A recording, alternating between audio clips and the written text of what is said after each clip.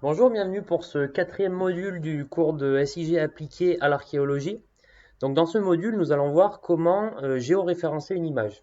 Par exemple, nous pouvons, dans le cadre d'études sur l'archéologie, avoir des images anciennes que l'on veut pouvoir analyser. Il va donc falloir la géoréférencer pour l'associer avec des coordonnées géographiques et pouvoir donc la placer sur notre vue et effectuer les analyses. Donc il peut s'agir d'une carte d'un site archéologique, d'un plan ancien d'une ville, etc. Donc d'abord, on va ouvrir un nouveau projet et on va changer le système de référence. Donc toujours pareil avec le système 25830. Accepté, qui est donc celui de l'Espagne. Le système a donc été changé et je vais donc pouvoir ajouter ma couche Webmap Service que j'ai ajouté déjà lors des modules précédents. Donc l'adresse est déjà copiée ici, connecté, suivant, sélectionner l'orthophoto, image PNG, PSG 25830 et texte. Accepté.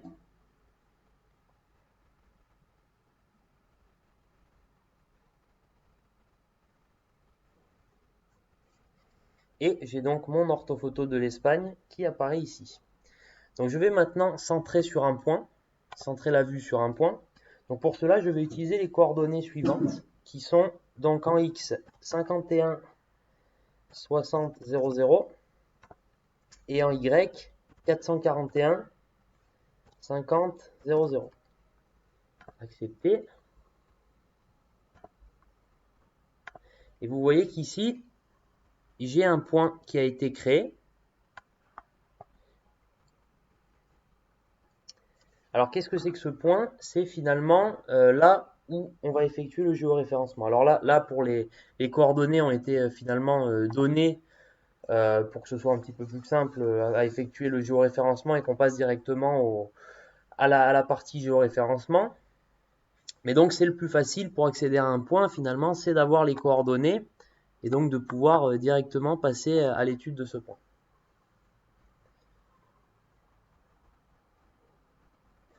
Donc on va zoomer sur ce point qui a donc été créé sur mon orthophoto.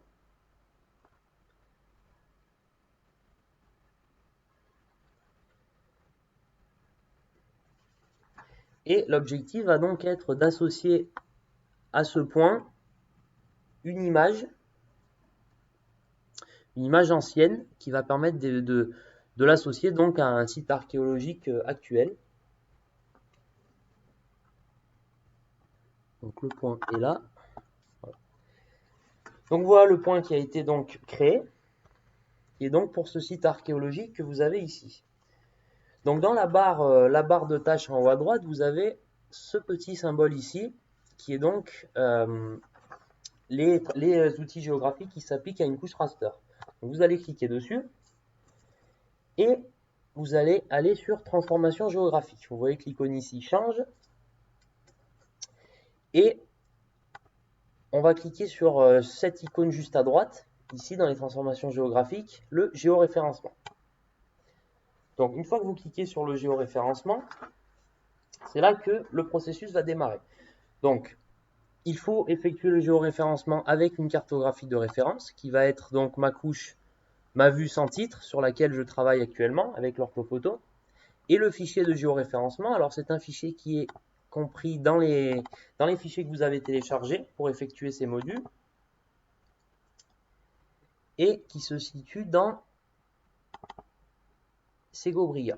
Donc Segobriga Plano, qui est donc un format image, et vous acceptez pour effectuer le géoréférencement. Alors, comment ça va se présenter pour le géoréférencement? Donc tout simplement, vous avez la nouvelle vue qui se divise en deux parties. Donc vous avez ici l'orthophoto basique et vous avez ici l'image que nous voulons géoréférencer. Donc vous voyez qu'il s'agit bien du même site archéologique. Vous voyez que les formes des bâtiments sont les mêmes. Et l'objectif va être donc d'associer cette image qui n'a pas de référence géographique à mon orthophoto pour avoir donc ce géoréférencement. Donc pour géoréférencer, le processus est très simple. Donc il suffit d'abord d'ajouter un point. Donc pour ajouter un point, vous cliquez sur cette icône-là, nouveau, Et vous avez donc ici possibilité d'associer des points. Donc l'objectif va être d'en associer 3 pour pouvoir dessiner un triangle et effectuer le géoréférencement. Il faut surtout éviter que les points soient sur la même ligne, car sur la même ligne, le géoréférencement pourra avoir des problèmes lors de la projection. Donc très simplement, je vais sélectionner ici l'entrée de cette espèce d'amphithéâtre que vous avez ici. Vous cliquez ici sur l'entrée et sur la même entrée que vous avez ici sur l'image, vous cliquez. Une fois que ce point a été placé, vous rappuyez sur ajouter un point, ce qui fait que ce point-là, le numéro 0, va être enregistré sur les deux parties de ma vue. Je vais sélectionner un deuxième point, par exemple le début des termes publics ici, qui va s'associer avec ce point-là. De la même façon, je valide mon point. Et enfin, je vais en sélectionner un troisième qui peut, par exemple, être l'angle ici du théâtre, qui va donc être ici. Voilà. Donc, une fois que mes 3 points ont été sélectionnés, je vais tester le géoréférencement avec cette icône que vous avez ici. Accepter. Et vous voyez ici que mon image, que je souhaitais donc géoréférencer, a été donc placée sur la vue. Donc le géoréférencement ici me semble assez cohérent. Donc une fois que je suis satisfait avec ce géoréférencement, j'appuie sur cette icône, finaliser le géoréférencement. Voulez-vous quitter? Oui. Et voulez-vous sauvegarder la nouvelle transformation? Oui.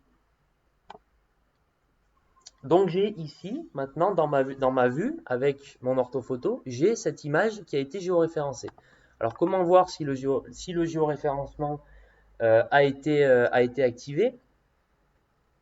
Il s'agit simplement, donc c'est un raster, aller dans les propriétés du raster et gérer la transparence. Donc par exemple, on peut modifier l'opacité pour voir si le géoréférencement a été appliqué correctement. Et on s'aperçoit qu'en zoomant sur le site archéologique, on voit que le géoréférencement est effectué correctement car finalement les différents bâtiments se superposent de façon correcte. Donc c'est un outil de géotraitement qui est très utile, notamment dans le cadre des études liées à l'archéologie, car il permet, comme je l'ai dit, donc d'associer des images qui n'ont pas de coordonnées géographiques à une vue et de pouvoir donc effectuer des travaux d'analyse grâce à ces images. Donc c'est là-dessus que nous terminons ce module numéro 4 et à très bientôt dans le suivant.